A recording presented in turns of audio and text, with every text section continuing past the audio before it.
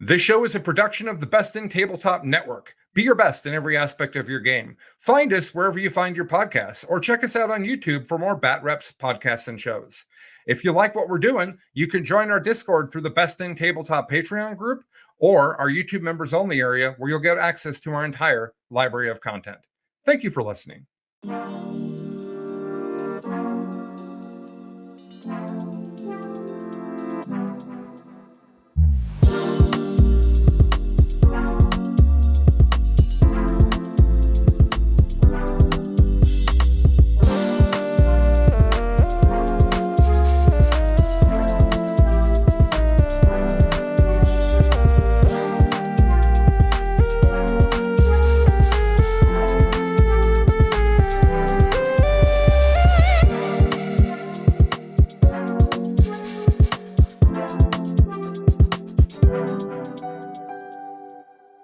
Welcome to Best in Faction, the next generation, a podcast where we take turns not being available on Saturday.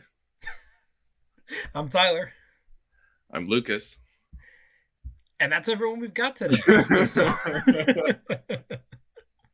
So welcome one, welcome all, welcome to the show. We have got a bunch of fun stuff for you going on right now.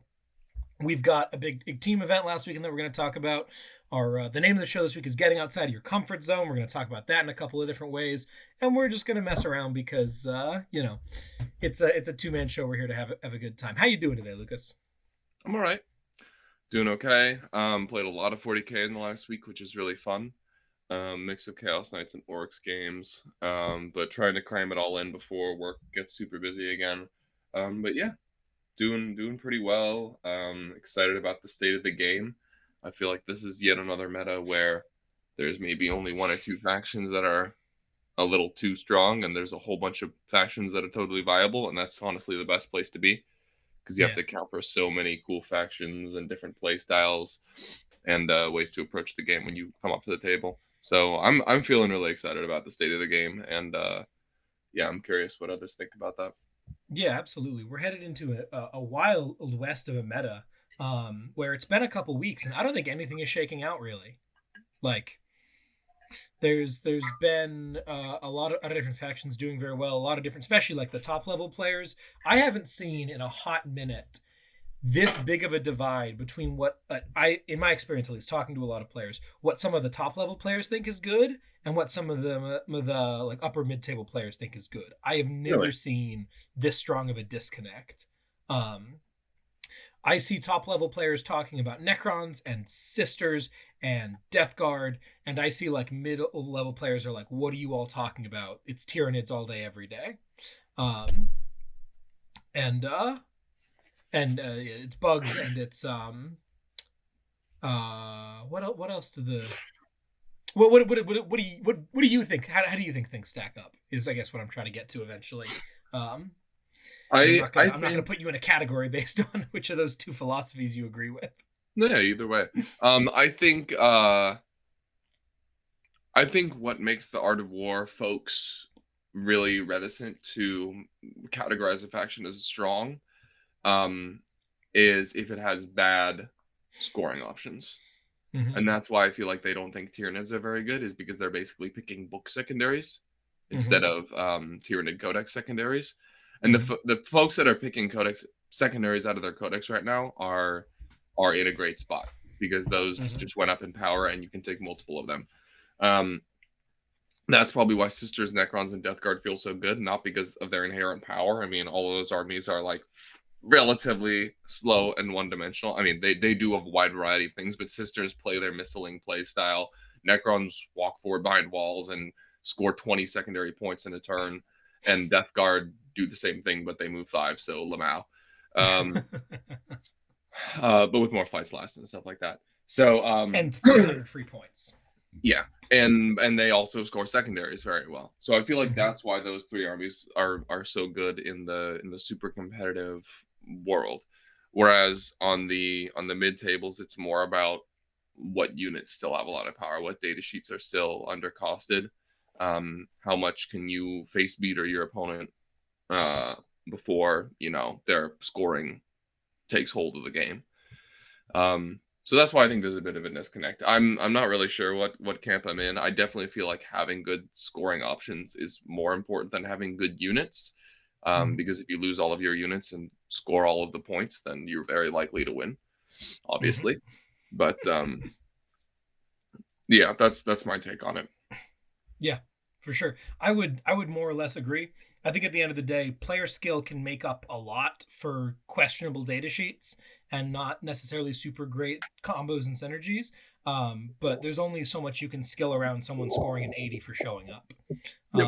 So once we get into that field where we're both in the top up sort of echelon, we're in a top table kind of situation, I would much rather have an army that scores well than one that kills stuff. I generally agree. Of course, yeah, that kind of gets into my comfort zone, and we'll talk some more about that later. The other big piece of news this week that I wanted to cover is we got I don't know if you saw this in any of our chats, but we got the WTC lists. Did you see this? Yeah, I was seeing it, but I didn't have the time to look into it. Yeah, for sure. We won't go too in depth into lists, but I do want to run you through what the USA WTC team is. The what I'm considering are the presumptive champions. F off England. So we'll see how this shakes out. But the team is Naden playing Blood Angels. Okay. Brandon Grant playing Sisters. Siegler playing Admech. Lennon playing Custodes Dread Rush. Vanilla playing Nids with like a basically Oops All Warriors Leviathan situation where he's got one big brick and then a bunch of smaller bricks. And two Tyrants, the Flyrant and the Gunrant. Like super OG stuff. Your boy Mark Perry playing Necrons. Jack Harpster playing Tau with several Hammerheads. And then good old Brad Chester playing Craftworld Eldar. What the fuck? Right? I mean, I get that you have set players and then set armies that you think are powerful enough, so there's always going to be a disconnect between what people normally play and what they have to play for the team tournament, but like, what? Yeah. Maybe a lot of those guys have played those armies and I just don't know about it because they haven't. Really? Okay. I mean, I know Harpster has played Tau. Yeah. Yeah, that's the one. Harpster's played, but like, I have never seen Mark Perry pick up a Necron. I'm sure he's played in practice games for WTC, but like, Perry's not out here playing Necrons in tournaments.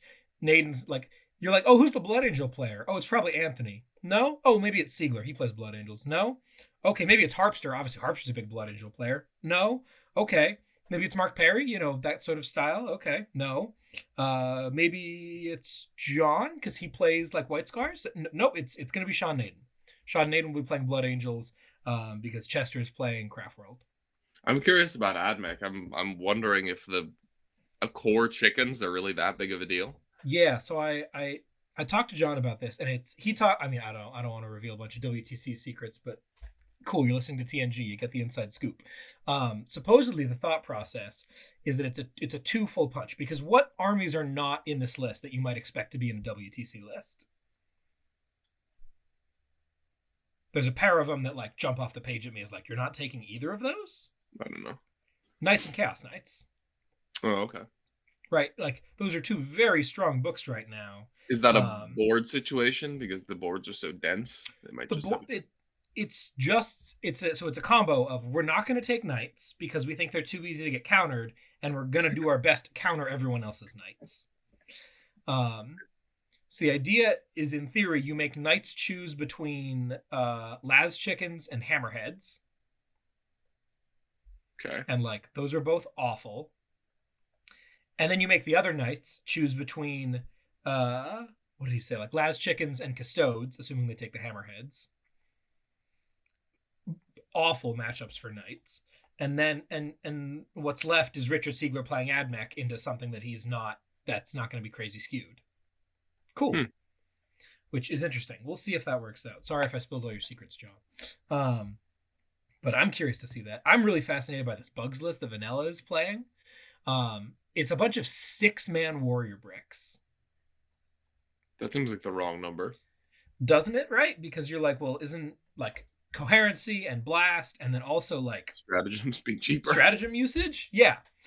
And Vanilla tells me that his thoughts behind this is that none of that matters because I don't know why blast doesn't matter, but I guess it doesn't matter. The coherency is not a big deal. I agree that the stratagems are not a big deal because two things. Number one, it's a 6-man warrior brick. Like, just sort of accept that it's gonna die. Like, it's not a huge, like, just don't use the stratagem on them. But also, like, once they kill one, you can then pop the strat for 1 CP. Yep. And it's any time in the shooting phase. So it's not like you're locking in at the start of the phase or anything. Or shooting or fight phase. So that's kind of there. But then the big reason to do it is that it lets you take double Venom Cannon. Every 3 dudes gets you a special weapon. Cool, I Which, like that. like, having played a bunch of Warriors, I totally get it. The Venom Cannons are fantastic. Yeah, that gun's really good. That people were doing that a lot with Thousand Suns, actually, when they were shooting at 10-man Terminator bricks, because the -1 damage is 3 CP if you're more than 6 if you're 6 or more models, and then 1 CP otherwise. So you wait until your opponent is, especially if you're playing time and you can resurrect a lot of models, you wait until your opponent's killed most of the unit. They're like, oh my god, I can see blood in the wall, I can smell blood in the whatever the expression is. I'm gonna finish off this unit. I'm gonna tunnel vision on it. There we go. And then all of a sudden you're like -1 damage. Now it's going to be even harder. Screw you. And that whole process is very similar to what you were kind of just describing, where they kill a couple warriors and then they get tunnel vision done killing the rest of the squad. And you're like, okay, -1 damage from 1 CP. Maybe you can do it. Maybe you can't. But now it's really irritating. Yeah, absolutely. I think I follow you through that series of metaphors. Yeah, that makes a lot of sense. I definitely have had some experience with that with Warriors. Well, even with a 9-man brick, you can do a similar thing. Like you would with the big brick of Terminators. It makes a lot of sense. What's crazy to me is just how many CP he is spending pre-game, because he's decked out both of his Hive Tyrants. Okay, so he has to have a patrol. Yeah, right. Let me see if I can pull up if I can. Sorry, not a patrol, but a second detachment to get the second tyrant. Yeah, he does. So he has to have a second attachment. So he's starting at 4 after a patrol. Ostensibly, it's a patrol. God, I don't know what else it would be. Let's see, USA. And my thinking is, if both the tyrants have a relic and a warlord trait, which maybe they do, maybe they don't, you're then starting at 0, which is very funny. He's given the Walkrent, the Maw-Claws, the vanilla classic, which I also am a huge fan of. Totally agree with you on that. He's given his Neurothrope direct guidance. Okay. And then he's given the Flyrant, the Reaper of Obliterax, but no Warlord trait. So he starts at 1 CP by my count. Why do I never see Adaptive Biology, dude? That seems like such a great Warlord trait. It's a useful thing. I ended up actually taking it this past weekend. I quite like it. I think the question is that 1 CP worth a thing that you can A, use as a spell, but B, also goes on a unit that in theory is never going to get sent in until it gets sent in on a one-way trip? Now, the rationale for taking it is that when you send it in on that one-way trip, it becomes an actual bullet sponge and can take a whole lot more heat than it could otherwise. Yeah. But if your plan is not to be sending it in until like turn 4, I can see the appeal of having at least a CP in this list to start off with. For a couple of different things, possibly a -1 damage, possibly a really clutch reroll on something or whatnot. He has no pregame moves or scout moves or anything, so if he's out 2 CP and he's waiting until the top of 2 on mission 11, like you might really want a command point if you've got like a clutch reroll or something that you're gonna miss out on. Fail a Hive Nexus or an Onslaught. But yeah, it's very cool stuff. Another piece of cool Tyranid tech in the teams list world, I think David Gaylord was taking this. A lot of us have been running double Neurothrope recently as a way to score Psychic Interrogation. And Gaylord was like, screw that, I'm upgrading that guy to a Broodlord. Okay. What's the points difference to make him good in combat? So it's 20 points more. Okay. Here's what you get for those 20 points. He's a little less durable because he's a 4-up invuln instead of a 3-up invuln. Whatever, it's a character. He becomes decent in combat. Not incredible, but he's decent. You know, he's got like 6 damage, 2 attacks that can spike up to AP 5. They're never AP 6 anymore, and they're never 3 damage. They're always 2 damage, which is a shame. They do reroll a wound, though. So it's okay. You know, it's some damage. He's 2 inches faster. Doesn't have fly, but he is objectively faster, which makes a big difference when we're trying to get a ritual off turn 1. If you don't want to deploy all the way on the line. And then he unlocks a couple other things. His personal point and click buff, because like all the Tyranid characters have that. Yep. His is 6 to wound or an extra AP in melee. It's pretty good. Kind of nice. And then, of course, you have the Broodlord Imperative now, which if you're playing a lot of warriors, army-wide cover Yeah. can be a nice thing to have, right? Yeah. I think it's kind of cutesy. And then here's the actual saucy sauce. He's a Gene Stealer, so he forward deploys. Yo, that's pretty cool. Right? So on mission 11, you're paying 20 points for possibly 2 CP. That's pretty good. Yeah. And then all the other stuff is nice. Obviously, there's downsides. He's a much less reliable caster. He loses a cast. And he's never able to hand out anyone else the 3d6, which is a bummer. But at the end of the day, if he's going to be a ritual monkey, like, he was only casting one thing per turn anyway. And it needs a 4. So, yeah. It doesn't have the +1 either, because you can, and obviously, like, if you really need the ritual, you can hand him the Neurothropes thing, or just have the Neurothrope cast the ritual. Lots of options. So there's your cute Tyranid tech of the day.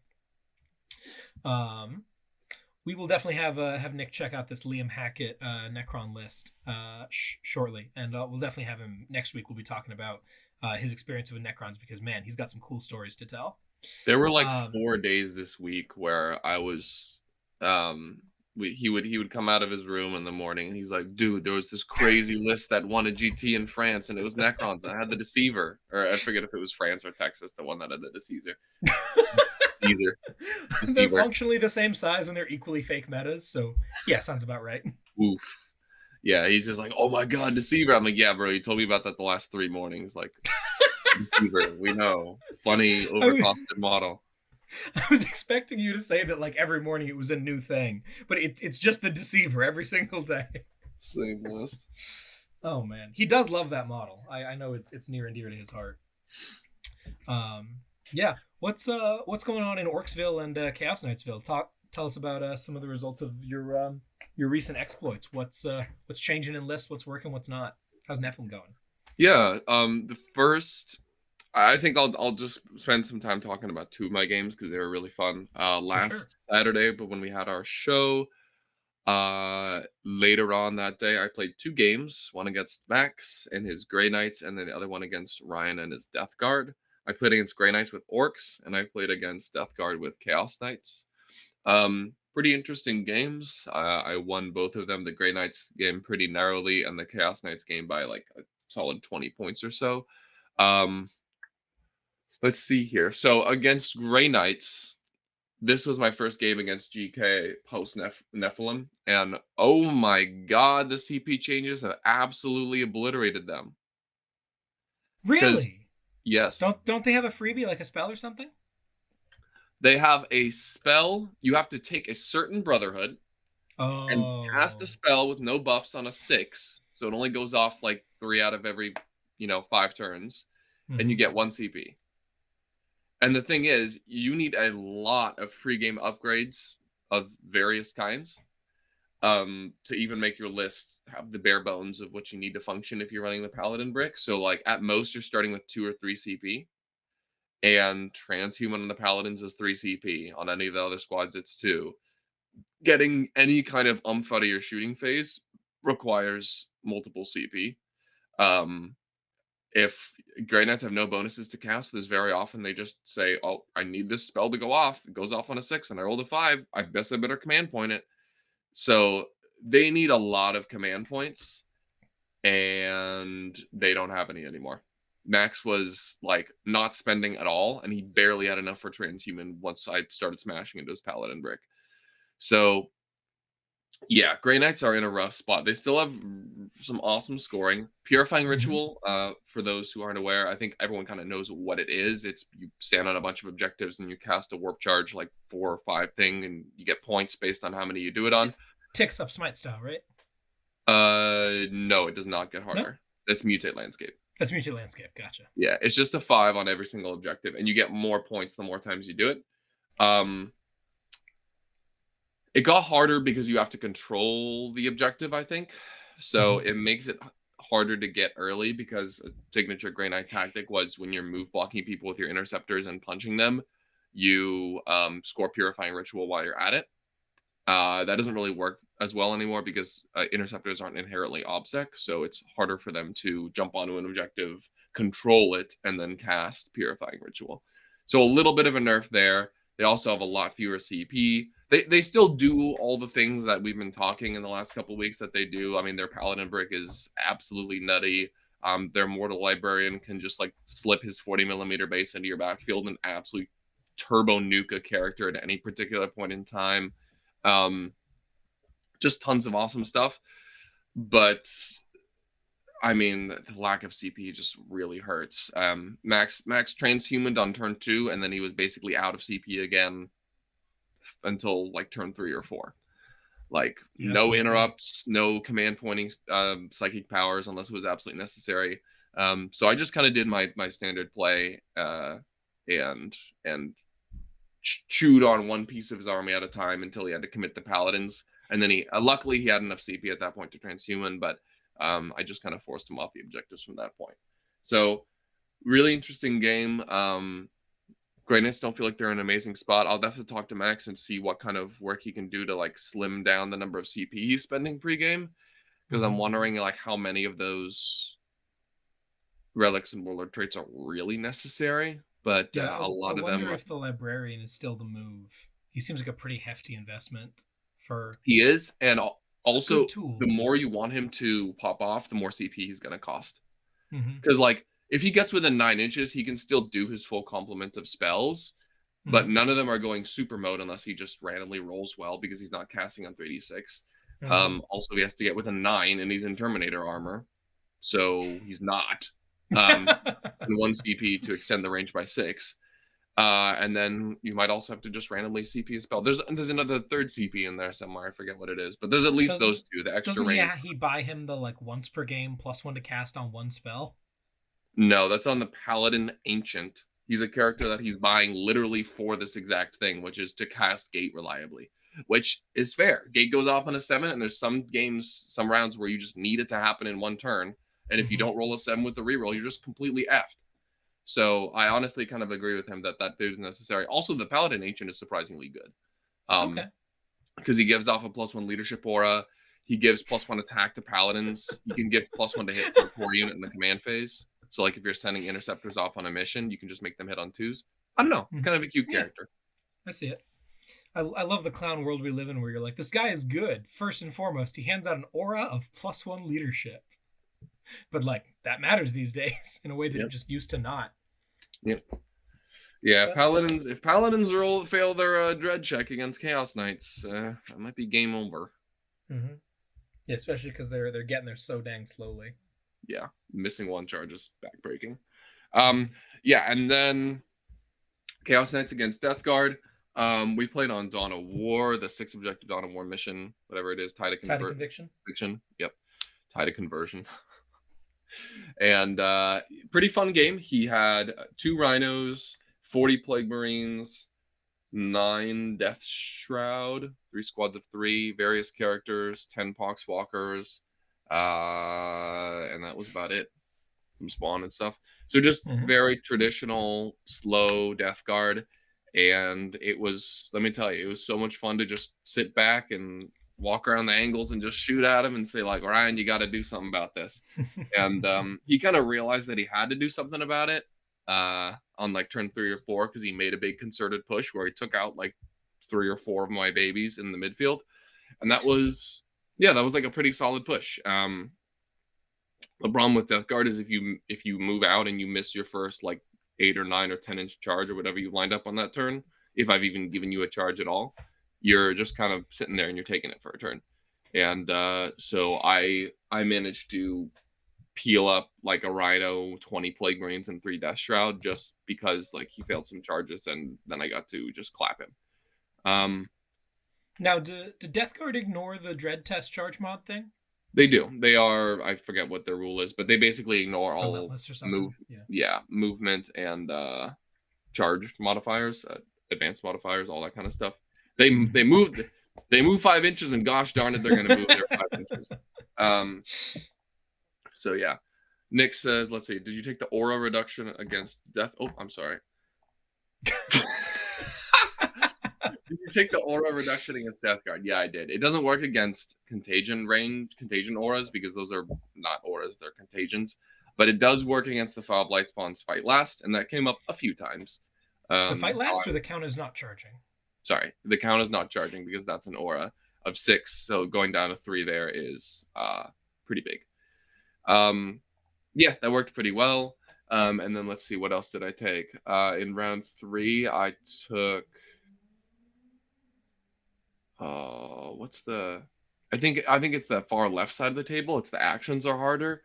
And then I did minus... Oh, and then I did no OBSEC. That's why I stayed on that side of the table. I stayed on the left because I wanted to get rid of OBSEC turn 4. And that was a fairly big deal a couple times. That's so strong. Yep. It's a big deal because everything in turn 4 is super high priority. Like it's pretty good to have all of those, but it's nice to be able to flex based on the matchup into whatever you want to. Yeah, so Chaos Knights, it was pretty cool. I loved having Ruthless Tyranny. Just being able to sit on my 3 and get 15 points felt absolutely stupid. Being able to get a 9 on Storm of Darkness with him not being able to do anything was, low scoring, but it was 0 variance, so I just got 9 points. Really fun stuff.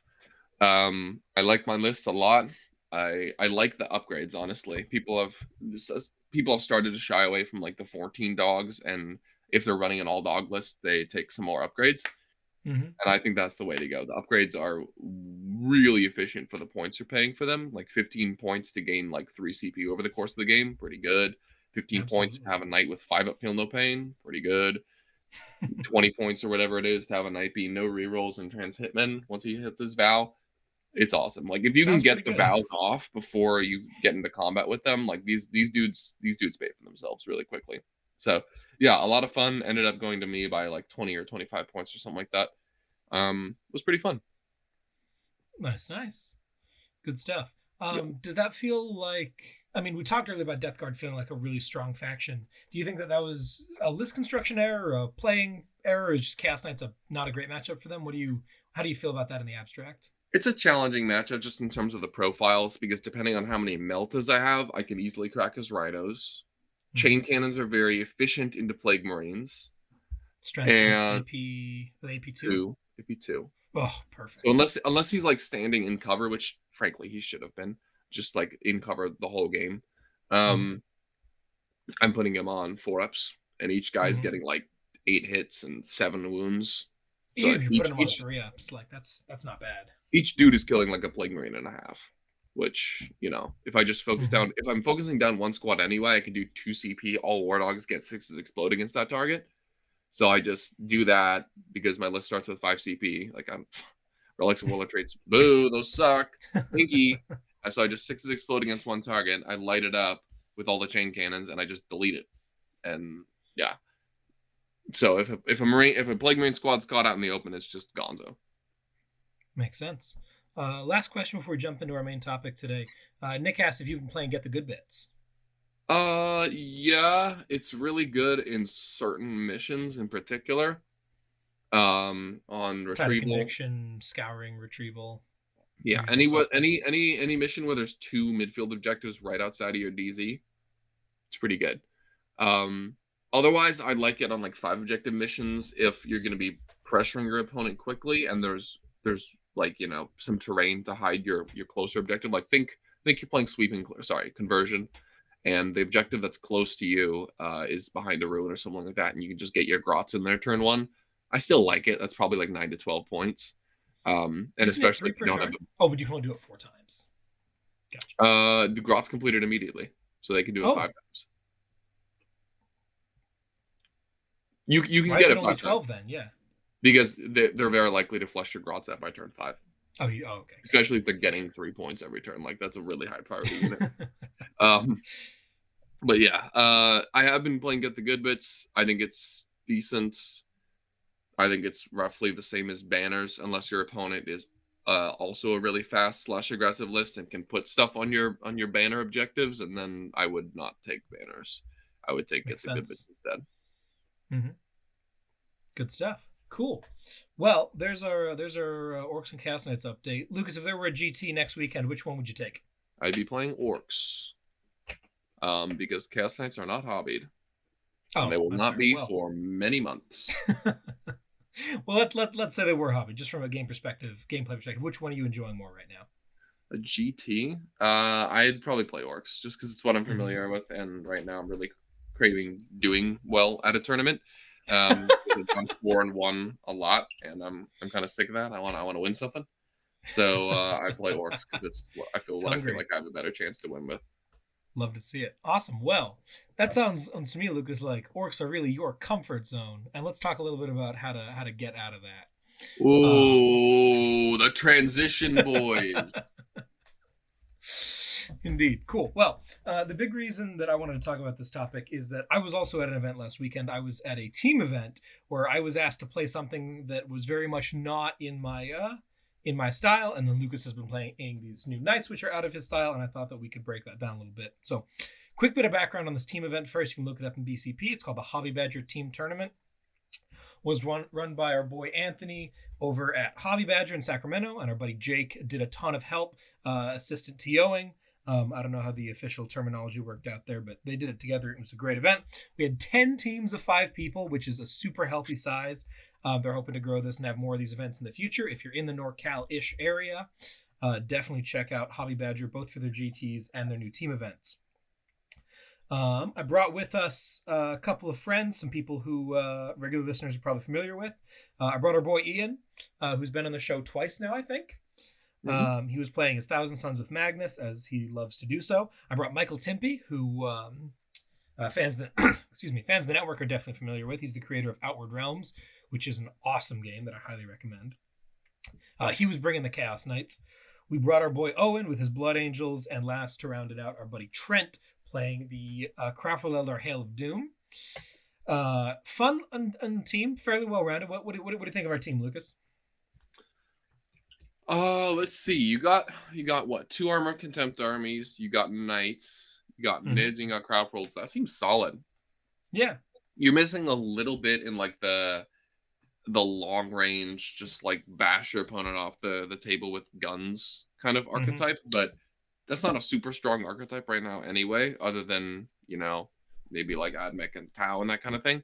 But yeah, seems solid. Seems good for, going for many narrow wins as opposed to like a couple knockouts. Like, I don't know, like what kind of list do you have that's like an attacker who's just gonna pummel your opponent? So our thought process was that the 2 people who are going to try to go for 20-0s would be Michael with the pile of War Dogs. He did 1 big and 10 or 11 littles, and then myself with the Bugs, which is why I ended up in this weird situation, because T-Suns are never a crumping army, right? They only play close games.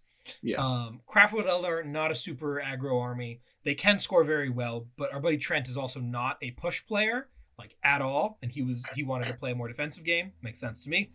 Blood Angels have the potential to do so. Their scoring is decent, but they're a little too matchup dependent for me to rely on them to be going for 20s.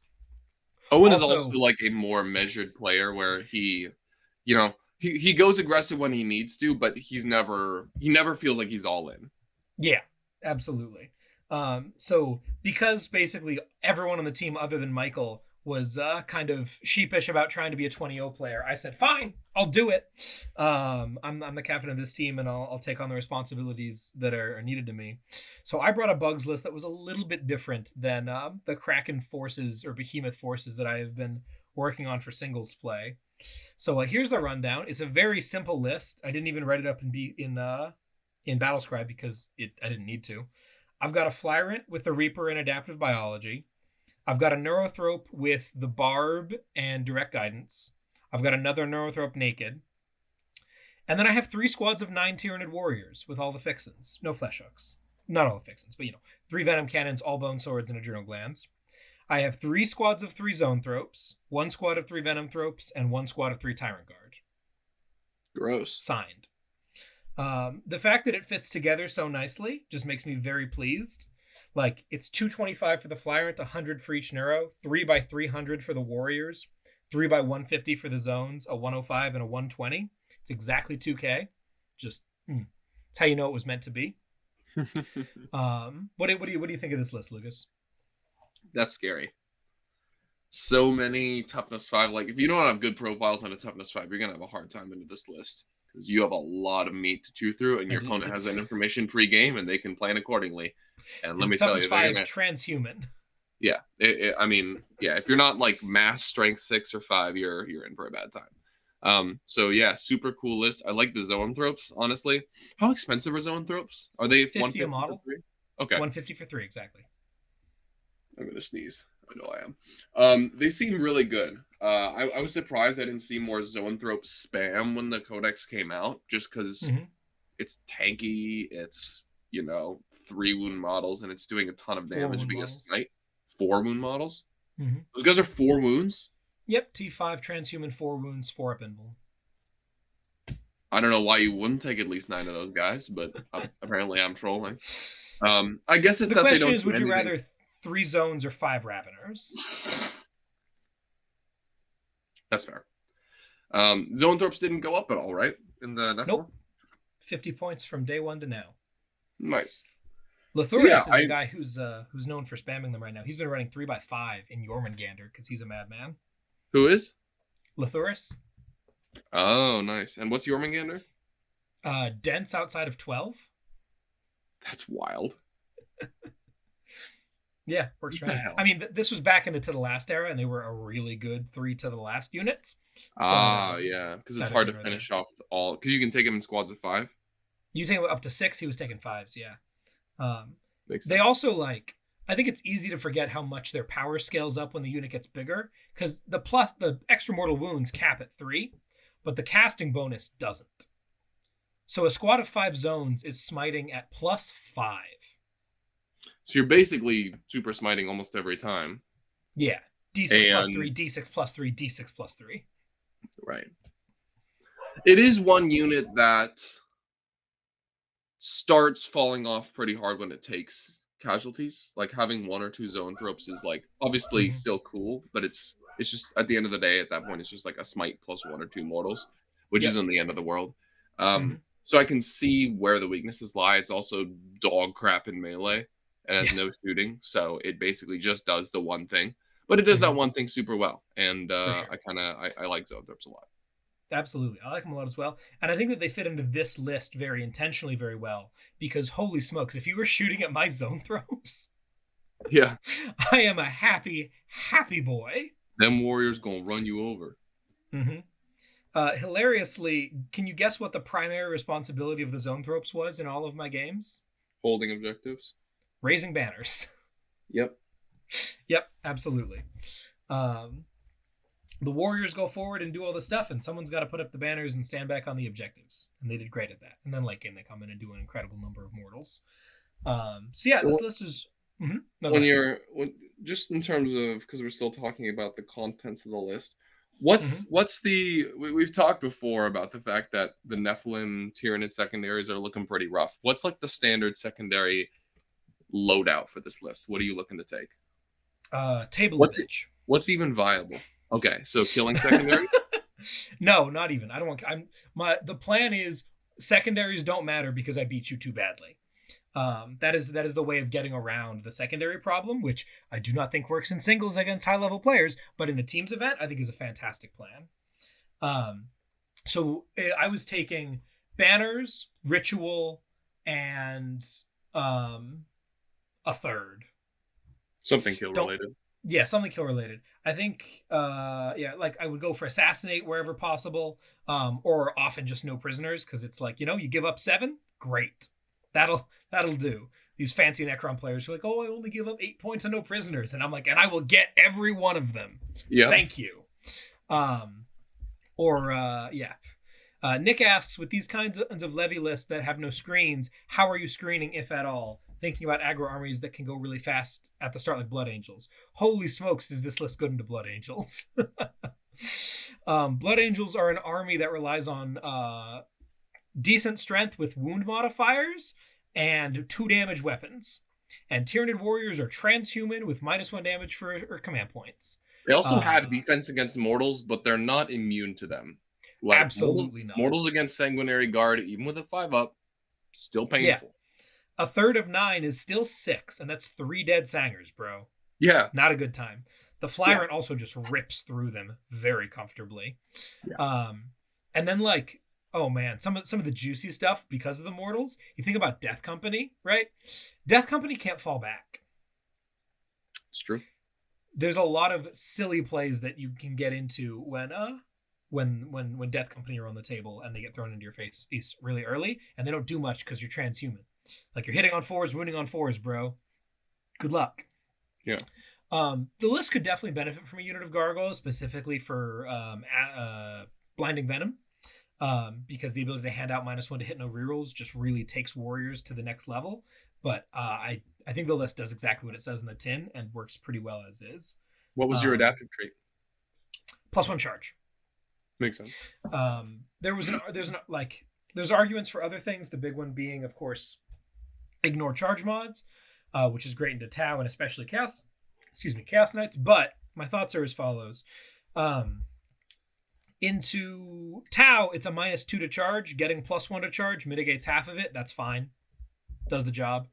And then into Chaos Knights, I'm trying to be charging from very close up anyway. I wasn't planning. If this list does not rely on making 6-inch charges, this list relies on making 1-inch charges as a general rule of thumb. So that seems pretty doable to play around, and the durability is enough that I'm not terrified of the shooting output of Chaos Knights, so they're coming to me anyway. To be clear, Chaos Knights, not the matchup that I wanted at any point in time, but I was willing to take. The real thing that ruins this list would have been Imperial Knights. Yeah. Yikes. Yeah. Imperial Knights are currently the best shooting army in the game, if anyone's unclear about that. They're significantly better than Tau when it comes to making things dead by pointing a gun at it.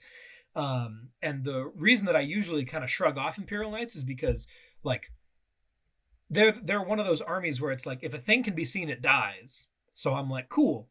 They weren't going to see anything anyway. Why do I care how good they are at making the thing dead? This list cares a lot.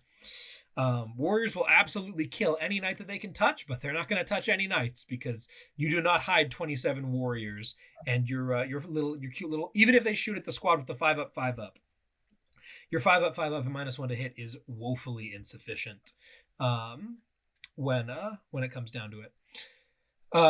Nick asks, talk about when to use imperatives in the Levy warrior builds. For sure. Immediately and often. You want to use I pop up zone. It kind of depends on the matchup. Occasionally it is smart to hold zone throw back for a turn. Often it is just not. You want to use it on the turn that they're going to point every gun in their army at you, which, if they have long range firepower, is probably turn 1. And the reasoning for this is, in my mind at least, is that if on turn 2, when I don't have the imperative, I'm probably getting to dictate which unit is getting shot at. And once I'm dictating which unit is getting shot at, that unit has a 5-up invuln. So we're in business. And often other units can end up hiding. This army does not hide in deployment. This was a player placed terrain teams tournament, which is kind of wacky, I know, but that's how we do it. On player placed terrain, if you are playing this army, if you deploy all your terrain to hide in your own DZ, you are setting up to lose really hard. You want to be able to hide in midfield because this army takes 2 turns across the table without question. There's no way you're one-turning it. And you can't force people into the middle, so you have to be the one to take the middle. And if your plan is to win by your opponent not scoring points, you have to be on their side of the table anyway. I never ended up taking behind enemy lines with this army because it's like 3 big units crossing the table, but like the plan is to be behind enemy lines. Yep. So I would definitely try to be popping that at zone throw earlier rather than later. Obviously keep your Flyrant on the table and keep him in the pocket as long as possible. And then you pop the Neurothrope on the go turn to make sure that Onslaught goes off. Having only Neurothrope Flyrant zones, not a ton of crazy options there. A lot of people like the Parasite in this build, and man, do I agree with them. Popping that plus 3-inch pile-in console on a go turn. Whoo! Like the ideal situation is like you go second, your opponent does a little bit of you pop that imperative, your opponent throws something forward because they're an idiot, and then you charge it with all 3 of your warrior bricks and the Flyrant. The Flyrant bonks the thing on the head, and then all 3 warrior bricks go 12 inches forward. And then one of them can overrun. Woo! Like, hilarious, don't get me wrong. the goal here was the goal here, like I said, was twofold: was to win the team tournament, but also, or at least win my matches, do my job. But also the goal was to learn to do something that I am not used to, which is playing all Smash. Right. The moment I bring the Parasite in, there's so much cutesy shit that like immediately my brain fills in with of what I could do with it. None of that. Killing stuff. Yeah. So. We went on the line, and we prepared for this team's event in advance. We had a meeting. We picked the top 3 teams that we were most scared of, and we did matrices for everyone, but we did mock pairings for the 3 teams that we were actually scared of. And sure enough, the 3 teams we played were the 3 teams that we prepared for. So we definitely win this event on strength of schedule. Round 1, we paired into Black Shield's Team A, which is a bunch of cool dudes. I won't go through all the pairings. You can check out BCP for that. I ended up playing into this guy Doug, who was running Necrons. He had the Silent King and a Void Dragon, which was pretty sick. And then a couple squads of Scorpack, a couple squads of Lich Guard, which I haven't seen all that often. They do a thing, I suppose. And then some Scarabs and a couple characters. Oh, and a CCB with a Void Scythe, because he's a man, which was pretty sick. So I got to go first in this game, which was great, and he made an unfortunate mistake, which is that we were playing Retrieval, so he figured, I should go tag my objectives, and he took a unit of Scarabs and a unit of Cryptothralls and moved them the full 6 directly forward, in addition to the other flank just going up a toe, and I was like, ooh, yikes, because I have deployed on the line, so we're 24 inches apart, and now we're just outside of 18 inches apart, which means that those guys are in charge range. So I deployed on the line, had everyone move directly forward. I channeled my full Tremble, which was really hard to do, but I had to do the thing. Shot a couple things, but not really a whole ton happened. Obviously, he wasn't doing much damage to me on his top one, so I did not pop Zone Throw Imperative turn 1 in this one. I popped no Imperative. One of the 2 squads of warriors that was closest rolled a 5 on their advance. Cool, they move 11. Boom, we're just outside of 7 now instead of just outside of 18. So I have a 7-inch charge. And then I have +1 to charge for Leviathan, so I have a 6-inch charge, which, of course, I'm going for. Do it, baby. They make their 6-inch charge, they run in, they beat the crap out of the Scarabs and the Cryptothralls after their guns went elsewhere. And this was the only tricksy thing that I did this game that I think was really clever. I don't know if it was that clever. I then overran them backwards off of the objective. And my opponent was like, okay. And there was a part of me that was like, oh, dude, overrun forward, maximal move block. But what I realized is my entire army is operating in basically in the fight phase and in smite range. And if I keep everyone up as far forward as they were, there's a solid wall that those dudes were hiding behind that I charged through. We're going to put a pile of dudes there, and I'm going to have to keep fighting, throwing stuff all the way into his zone. By contrast, I overrun them backwards. Suddenly, they're not getting charged by the Silent King. And everything that is charging them or shooting them or fighting them or whatever has to be in midfield, not in the front of his DZ. And that's where the rest of my army gets to pounce. So pop that off. They jump back. They've got Catalyst on them. They're ready to take the brunt of the load as I switch into 5-up Invuln turn. Or we will for turn 2. So turn 1, I throw the 5-up Invuln on them, and I throw Catalyst on them, and I'm like, cool, bring it on. I have the CP socked away to just pop the 2 in the fight phase. I don't need it in the shooting phase. It doesn't have a ton of guns. Come and get some. And things did not go so hot for him. Turns out, when you aren't able to get the king into position, so you're not getting king rerolls, Scorpack kind of bounce off of warriors wholesale. They're all 2 damage, and then the big guy is 3 damage, and they wound decently, but not if it's on 4s. So I think I ended that turn with 5 warriors of the 9 left. Yikes. Yeah, so then turn 2, everyone moved up and charged and killed, and then he swung back a little bit and killed a warrior or 2. No, he finished off that squad slowly. They whittled him down. He did also send up the CCB to help deal with that warrior brick turn, bottom 1, and it died to a single super smite. Just full flat 9 mortals. Get out of here. Rude. It was not nice. I took Assassinate in this one. This is the first time I've ever taken Assassinate. Chad. And I was like, let's do it. He's like, I give up a full 15 if you table me. And I'm like, all right, bet. I'm really trying to channel my Anthony. Don't tempt me. I'll do it. Yeah, I'll do it. And let me tell you, I did it. I tabled him on turn 3. Oh, yikes. Yeah. So there was my 20-0. We threw Michael Timpey into someone else, and he also got the 20-0 that we needed out of him. Trent pulled a 10-10 tie. Oh, no, that's wrong. No, Trent pulled a 15-5 win. Good on Trent. Ian ended up, and then Owen won 17-3. He played a Blood Angels mirror match, and Owen is the master of Blood Angels, so I had full confidence in his ability to do that. You're not messing with Owen. Yeah. Bro. Yeah, it did not work. And then it was funny because those 4 games were done. I'm like, okay, cool. So 2020, 15, 17, that's a 63. We're good to go. Or is it more than that? 20, 40, 50, 60. Sorry, it's a 70, 76. Why can't I math right now? 20, 40, 55, 65. It's a 72.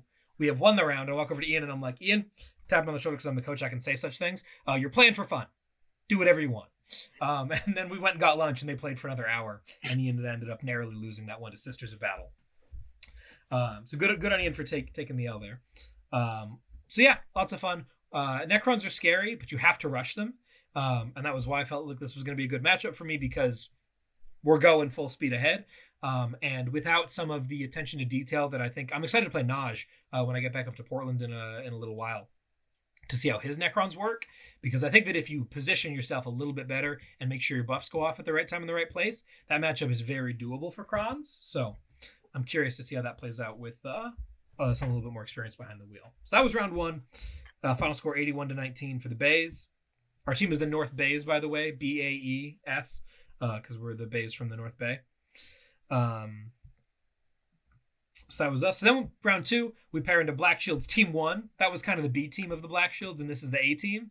And we're like, all right, boys, let's go get it. And the pairings here. Team? Pardon? Is Adam on this team? Yeah, Adam's on this team. Adam is playing Bugs. Chad. Because apparently new CSM are terrible according to him. And Toby's on this team, so he's gonna play Death Guard. So he printed up and painted a Bugs army. So I won't go through how the pairings process ended up working out, but we ended up with Ian playing into Scott, Thousand Suns on Death Guard. Our boy Trent got fed into the Custodes Dreads. What do you think of that matchup? We're putting Craftworld Eldar Hail of Doom into Dread Rush. Seems pretty good for Craftworlds. That was my understanding as well. Timpey was like begging for the Necrons. He's like, give me their Necron player. I want him, please. And then they're like, here's the Necrons. And we're like, here, choose between Timpey and the Blood Angels. And we're like, obviously they'll take the Blood Angels. And they're like, Timpey. And we're like, oh. Lamau. Have fun with that. Owen, and then we throw out Owen and they're like, Owen, do you want the Nids or I don't remember what the other option was. Maybe it was the Dreads. I don't know. And Owen was like, I'm ready. Give me the Nids. I got this. Really? They only have 1 brick of warriors. They have 2 harpies. Like, ready. And I'm like, okay, Owen. Go for it. Let me know how that goes. Spoiler alert. Did not go very well. Yeah. Okay. And that ended up with me playing into Dustin Lane, who you met Dustin, right? Yeah, he's cool. Yeah. Super cool dude. He's playing Tau. He made top 8 at BAO. He was playing Deleith back in the day. You remember this nonsense? God. Crazy dude. But like since Tau got hit so hard, they've been forced to move into Hammerheads and stuff. So he was playing double Hammerhead, double Crisis Brick, and then like some Crew, Shadow Sun, and the 2 commanders, normal Tau stuff, which nowadays I'm like, that's all? Yeah. Tau got hit pretty hard by those nerfs, but he was bringing full fatty daddy Crisis bombs with maximal drones. And I was like, I don't really want to play into Tau. They have a lot of guns, but bring it. Yeah.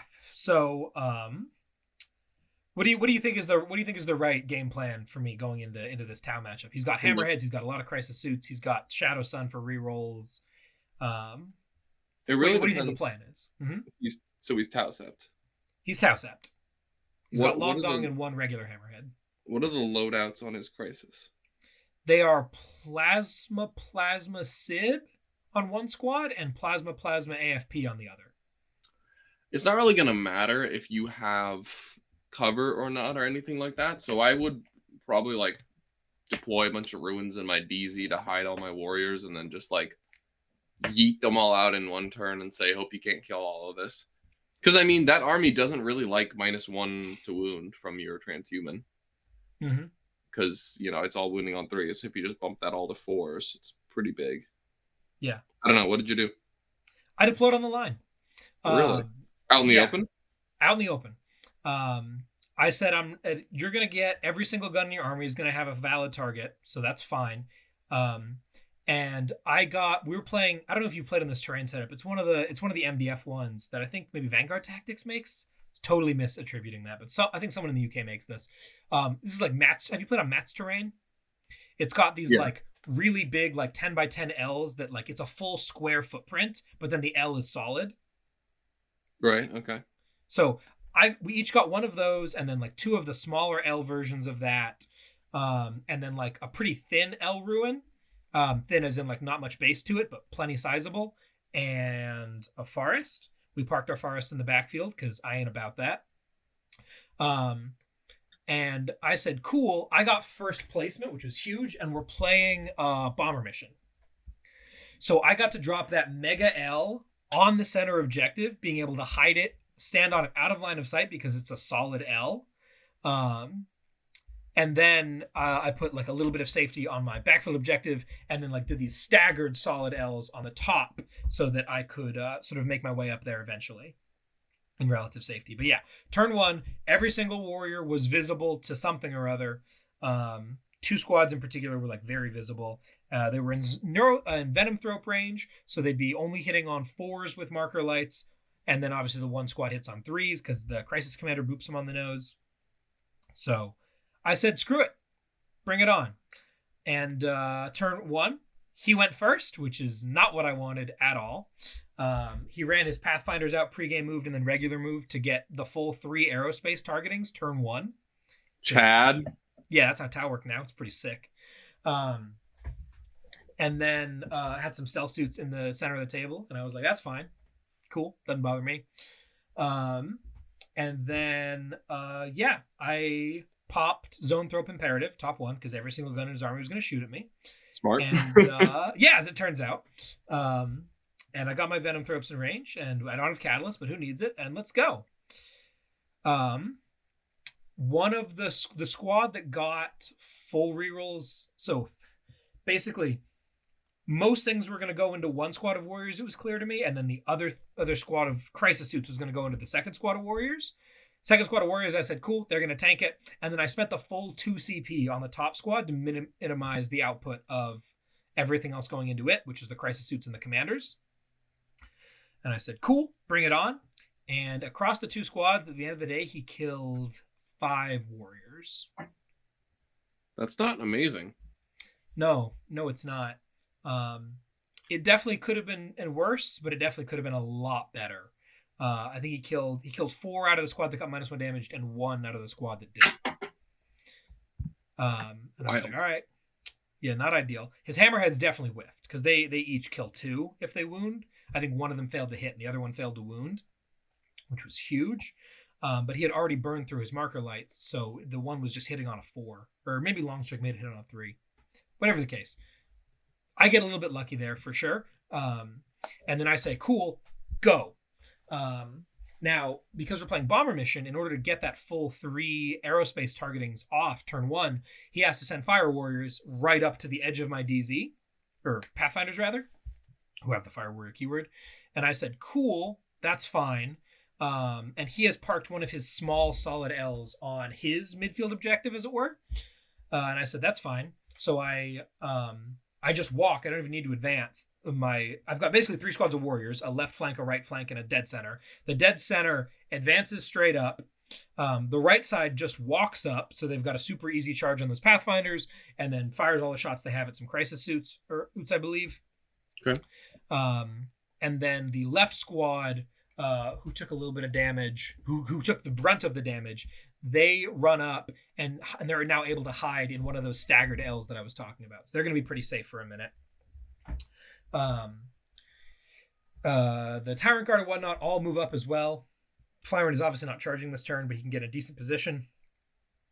I shoot, I charge, I kill some stuff, and then the middle squad of warriors gets onslaughted, so they can, after advancing, they charge the stealth suits that are chilling on that midfield objective, punch them to death, and then overrun back into this big, giant, solid L that's parked in the center of the table, so they're not going to get shot at, and also that stealth suit unit is no longer a concern. Good combo of things. Also, like, this was kind of a funny situation because I needed the overrun mostly for movement backwards, forwards, if that makes sense.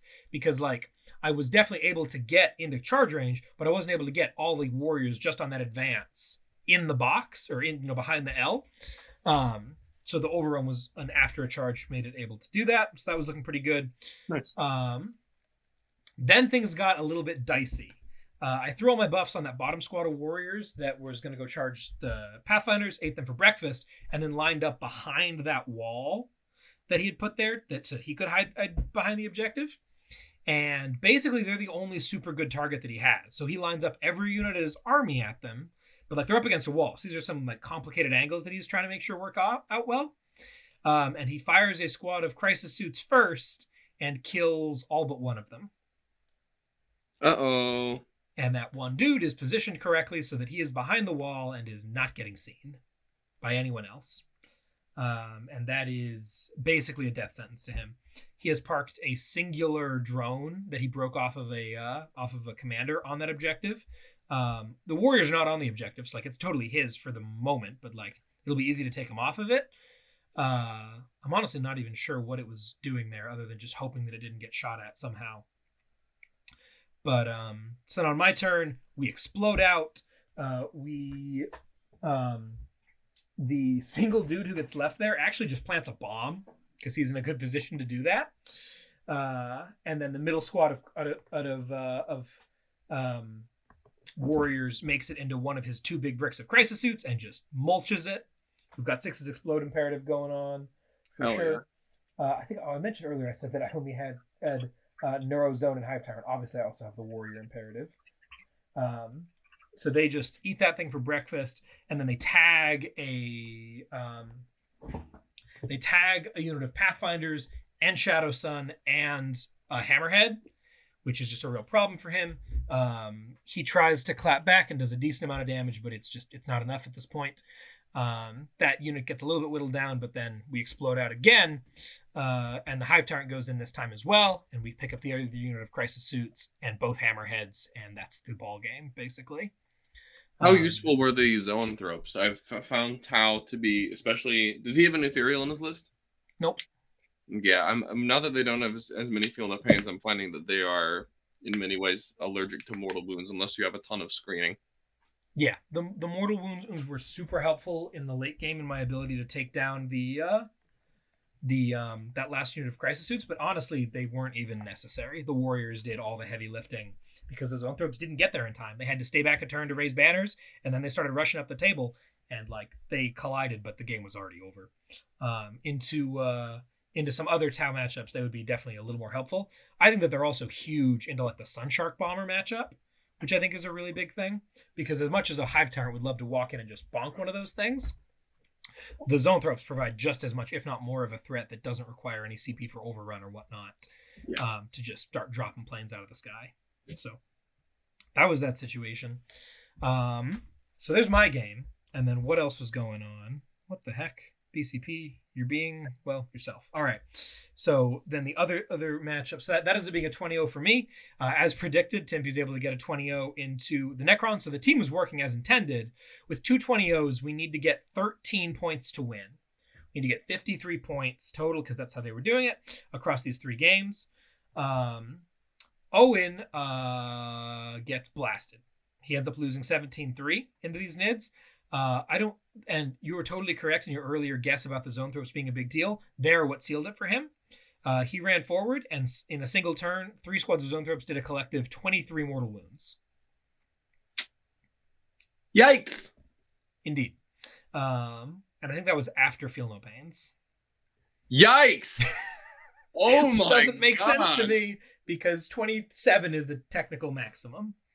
But So those boys popped off, and things went downhill pretty quickly for Owen from there. And then he messed up a combat thing where he ended up getting pulled out of combat in a way that he didn't realize was going to happen. So not so hot for Owen. The unfortunate one that really caught me off guard was that Trent got absolutely curb stomped by the Custodes Dreads. And having spoken with him about this, I think this was a terrain issue. He was sort of designing his terrain setup to take midfield, which left him very exposed to all the shooting. I think in that matchup, he should build a full all the way back fortress, have 2 objectives that he can tow onto just fine, and just blast. Because so that was an unfortunate situation. We didn't talk about terrain enough, and then but that means that we have 2 20-0s for us, 1 20-0 for them, and then a 17-3. So we're currently up 43 to 37. Which means all we need is for Ian the Chad to pull out a 10-10 draw into Death Guard.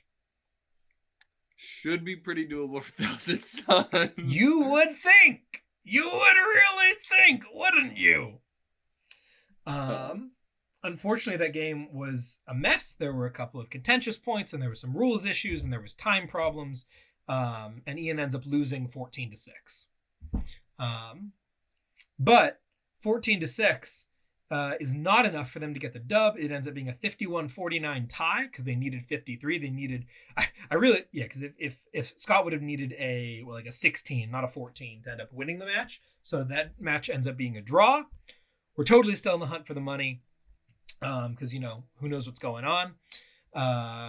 There's only 10 teams, so we'll see how it goes. Almost everyone has a draw at this point. And then round 3, we get paired into the best. We basically played the 3 best teams in ascending order. We get paired into Team Zero Comp North. Team Zero Comp, of course, has historic ties with Frontline Gaming. They're a team that's done pretty well in the past. And they're led by the assistant TO and our good friend Jake Nelson. They've also got on their team this little guy you may have heard of named Jesse Sell. He may or may not have one Bay Area open. Kind of a big deal. Decent dude. He's okay, yeah. Phenomenal dude. Love this guy. Then they've got Will Travato playing. So let's walk through the team real quick. They've got Will Travato playing Tyranids. He's playing Josh Bagwell's list. The Kronos Triple T-Fex. Man, I want to see this list so bad. I want to play against it so bad, Tyler. I think Orcs flatten that list. It looks cool, though. It looks cool. Yeah. But, oh, man, I'm so ready to see it. So he's got Triple T-Fex, Pentacarnifex, all mixed. And then a Maliceptor, which Bagwell hasn't been taking, but he's got a Maliceptor. He's got, I think he might only have 1 Walker instead of the 2 that Josh has. And then he's got a Zoanthropes, which Josh also doesn't have. But it seems really good to me. Armor-wide 4 Pinful for a turn. And then maybe some Tyrant Guard. So, super cool list. He's playing that. Jesse's playing Sisters. Just here to kick ass and take names. They've got Brian Leva, who is a very competent Craft Worlds player. They've got Jason Rockhill, who's a very good player, who is playing Imperial Knights, which are definitely scary. And then they got our boy Jake. Do you know what Jake was playing? Did you hear about this? Is it T-Suns? No, it's Blood Angels. The hell? Yeah, he's playing Junior Fleahy's list, which is a little more techie, actually. He's still got the Whirlwind for the Fights Last. Oh, God. And he's got, Van Vets with plasma pistols, because that's a thing they can take for free now. Or Assault Marines with plasma pistols, because that's a thing they can take for free. Those are good. Those are actually really good. Yeah. So very cool stuff. So we do our pairings. And now this is a very funny story that I want to catch all up on. Jesse has played Thousand Sons both rounds so far, round 1 and round 2. And in both times, they have gone way over time, into lunch, and then they just finished a little bit late. And they have both been 1 to 2 point games. This is Jesse? This is Jesse, yeah. Incredibly grueling Sisters into T-Sons games. Very tactical, very, very difficult to play. Jesse is so tired of playing, they were both great games. He loved his opponents, but he is so freaking tired of playing T-Sons. And he sees that we have a T-Sons player, and he's like, no, please. Anything but that, Jake. Pair me into anything but that. And we're like, all right, we'll see how it goes. And what we end up with is Trent, our Craftful Elder, is going to play into Jason, their Imperial Knights player. Timpy, our Chaos Knights player, is going to play into Brian, their Craft World player. So we're both thinking that Craft Worlds versus Knights is interesting. We'll see how it goes. I get to play under our boy Jake, which Jake and I always have a good time. Owen the Blood Angels gets paired into Will and his big bugs, which means that sure enough, Jesse is playing into Ian. Bruh. So the running joke about this situation is that we then get a phone call because Ian has disappeared. Ian and Michael are off because Ian and I drove in that morning in his electric car. And it's important that it's electric because it does not have enough range to get us there and back, because it's like a 2-hour drive, and his car doesn't have a ton of range. So over lunch, he goes to plug it in, park it out in front of West Sac City Hall, get some juice, and then it's only like a 2 to 3 hour maximum or something like that. So he doesn't want to get a ticket. So between rounds 2 and 3, Timpy drives him over, gets us to go get his car to bring it back, and we should be good to go. Unfortunately, Ian and Timpy are nowhere to be found.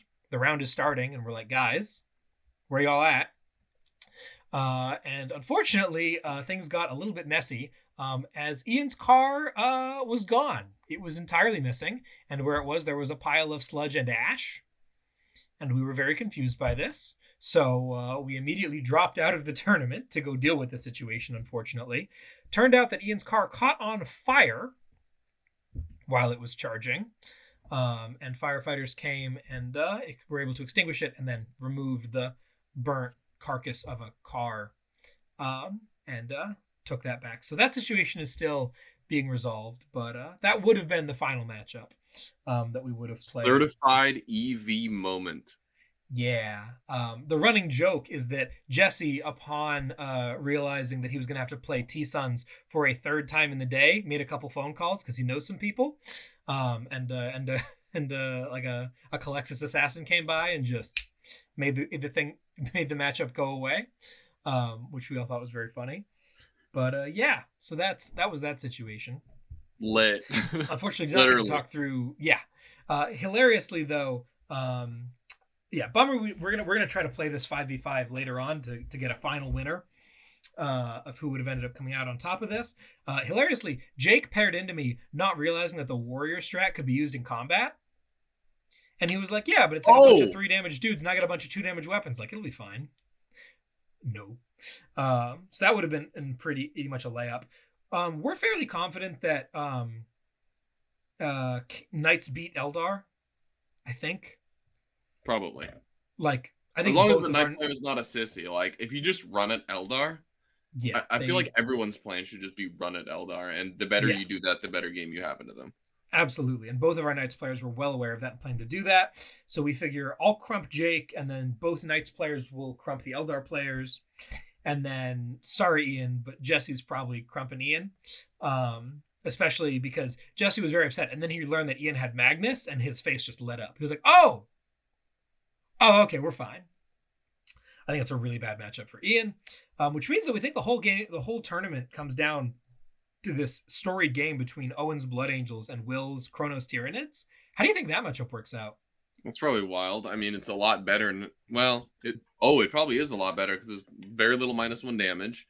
There's no transhuman. Not that all 5 Carnifexes are -1 damage at all times. That's fair. So that's kind of painful. But all the bigger bugs are they're getting bashed up. They're getting crunked. I think so. There's 1 turn of 4 Binvoln, but I think Owen will probably have what it takes to pull it out. Yeah. I think what ends up happening is Kronos moves forward and then pops the Invuln. And I think if Owen is smart, he will tank that for a minute and just stay back and then crash the next turn and be able to score enough points late because Blood Angels have such good secondaries. Do they really? Well, because they have the better behind enemy lines. Yep. And then and they still have. Can they combo that with Oath?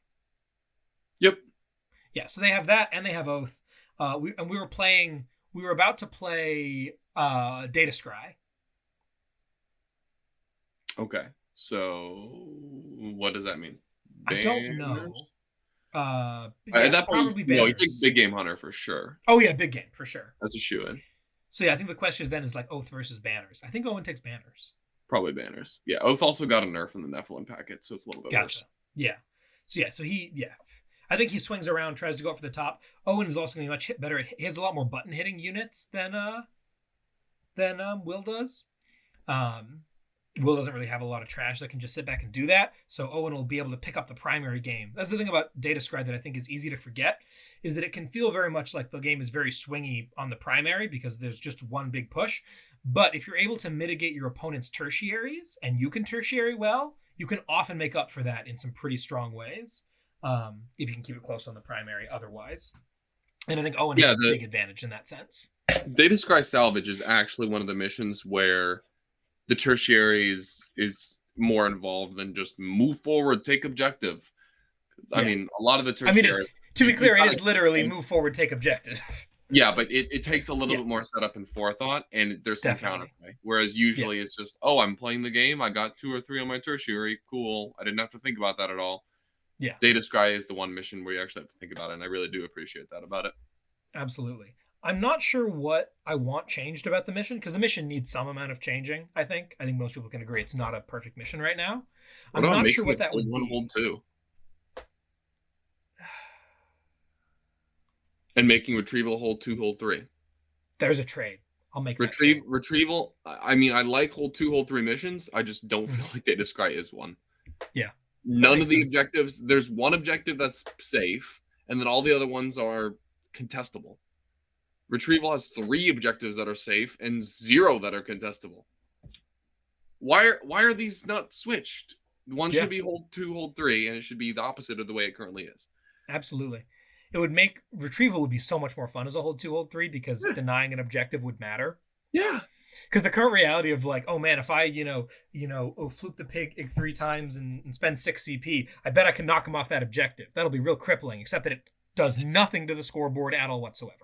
Yeah, you need to bash your opponent off with 2 objectives to have a 4-point difference. Yeah. Awesome. Good stuff. Cool. So that's sort of the situation there. So yeah. Unfortunate reality. If you want to hear more about that, come join us over on the Patreon. But let's talk a little bit about this comfort zone thing. How has your transition been, Lukas, into playing Chaos Knights? How are they different from orcs, and what sort of new skills do you think you've had to pick up in that transition?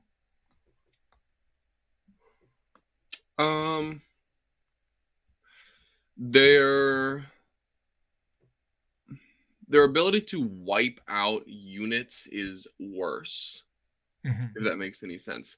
They're a lot better at doing lots of chip damage and acting all over the field in lots of ways, in different ways, which presents its own problems, which I'll touch on in a sec.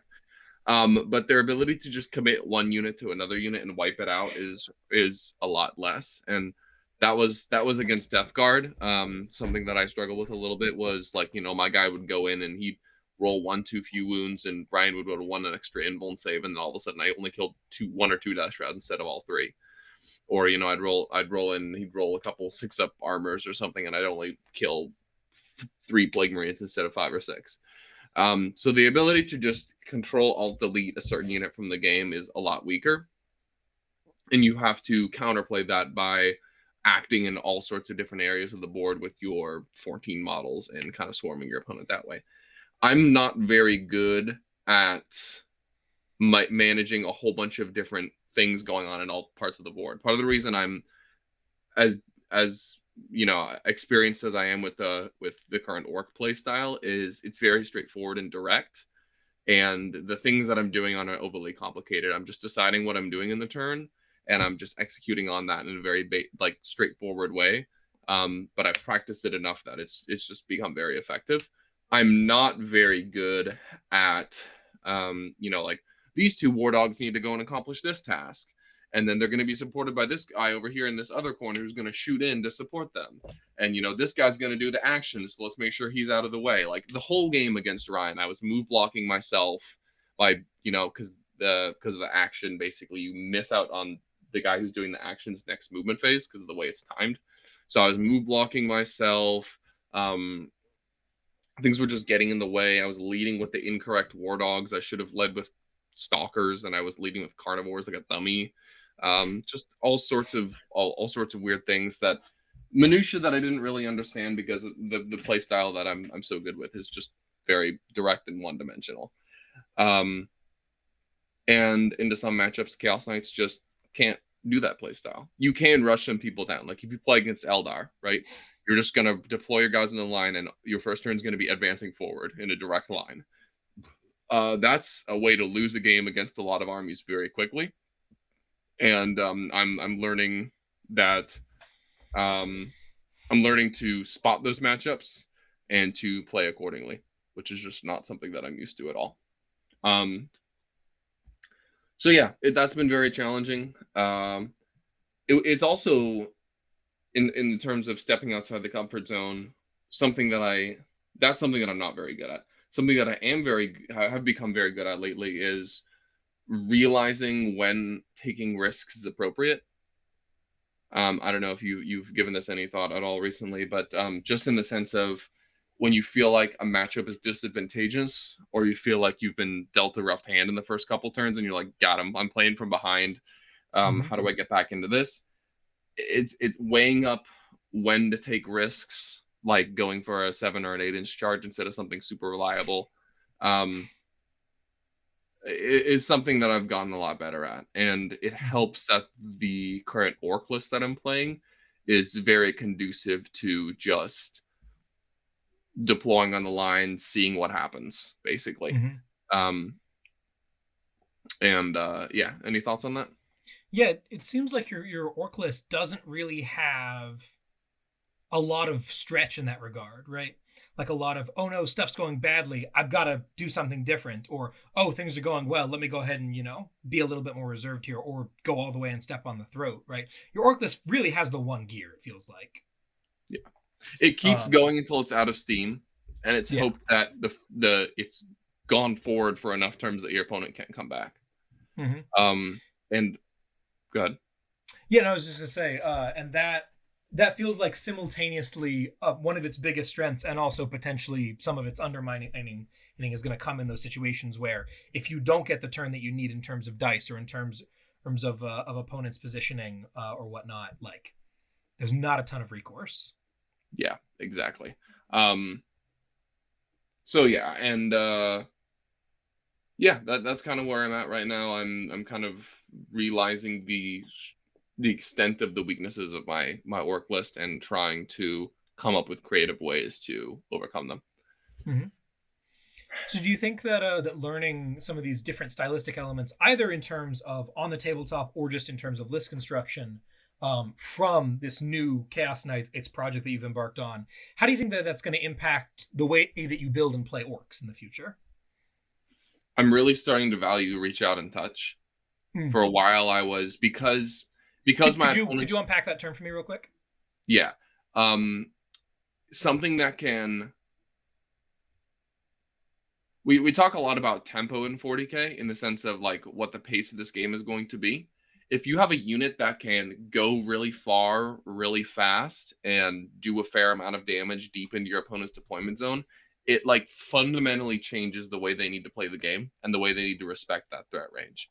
So like when I tell my opponent, my Mega Knob can get out 3, and it doesn't have fly, and it walks forward 5, and if I use my once per game ability, I can wog and move another 6.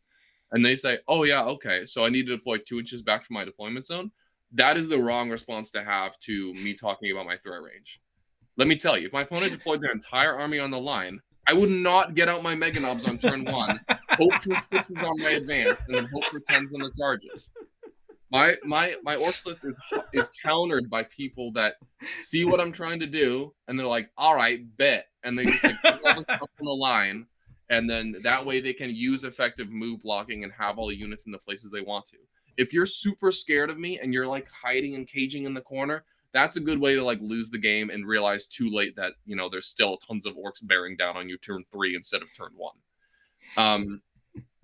How reach out and touch helps here is that when my opponent's now deploying the line or 2 inches back, I'm like, okay, well, now I've got my Storm Boys and Wagons. They get out 3, they move forward 18. All of a sudden, they're 3 inches away from your DZ. If you deploy on the line, I'm pummeling the hell out of you on turn 1. And I also put Zagstrick in my list. He does a lot of the same thing. He's not as good against fodder units, but he can snipe a character. He can beat up a light vehicle or something like that, and he's pretty tanky. So just having something to set the tempo of the game in your favor put your opponent on the back foot, put a big wall of orky meat in front of them, and say, like, even if you clear this now, you got to deal with my battle wagons that are right behind them. That is something that I have learned from a couple of Chaos Knight games now, is just the ability to have your opponent change the way they're playing is really impactful, and just having fast units is really good for that. So I've cut things that move at the speed of the battle wagons and do approximately the same amount of damage, i.e. pigs, in favor of something that's a lot squishier, but does something different in the list. So it's not just all like movement 8, ridiculous damage, non-fly. Yeah. I don't need more of that. I need more of things that give me a different tool. This is a fascinating change. So is the game plan now two wagons full of Stormboys? And Zag, can you make that happen? Can you fit all that? Yeah, easily. Okay. So now it's like, oh man. So now the idea is I can change up what's in the wagons based on the matchup. So if I go up against, go ahead. I was because obviously you know how this works. Let me see if I can guess how this is going to work out. Yep. Go for it. So what I'm envisioning here is you're now calling the wall in a lot of situations on turn 1, which is crazy, but you're doing it. And the Stormboys and Zagstruck, like 20 Stormboys and Zagstruck, get sent all the way in, and then all your wagons, and then the Meganobs get in from behind. The wagons advance full speed. And now, instead of turn 1 saying, okay, opponent, here's all my stuff in the middle of the table, hope you can deal with it, or like you have a full turn to prepare or whatever. Instead, you're saying, hey, it's turn 1. Hope you've got a plan to deal with these 20 orcs with 5-up invulns, in addition to the boss, who can also fight on death and whatnot. And also, by the way, all my wagons have 5-up invulns as well now, so I hope you can deal with both at once, because the Meganobs are connecting just as hard next turn as they usually... Well, they're going to connect slightly less hard, because they're not... I don't know how the wall works. They're less good on the second turn of the wall, or is it just less invuln and no advance in charge? They have just as hard? Yeah, they hit just as hard, but they can't advance in charge when their invuln is worse. For sure. Okay. So it's like... Yeah, so it's like, all right, cool. And if you're going to come out to deal with the Stormboys, I'm going to counter you from midfield with the knobs. And if you don't, then you push like another entire turn and the battle wagons start doing damage. But like whatever is happening, it's happening in their DZ, not in midfield anymore. Yeah. There's kind of 2 realities with the orc list. And the first reality is if you go first. And the second reality is if you go second. It sounds pretty straightforward, but the difference in how my opponent has to play the game, depending on that roll-off, is gigantic. And there's a lot of list theory and game theory that goes into how I've designed my list with that in mind. Right? I want my list to have enough tools and weird scrappiness that I can try to win a game if I go second. And I want my list to have enough gas and I kill you in 2 turns that if I go first, my opponent just absolutely shits their pants. And finding that balance is really challenging, and it's something that I'm definitely still working on. Yeah, I feel like a lot. Well, I've been harping on other orcs players a lot in the last 2 weeks, but a lot of the things that they're putting in their lists, I feel like, you know what? To be fair, maybe their metas are just different than mine. They're playing on different terrain sets. They're playing in different realities.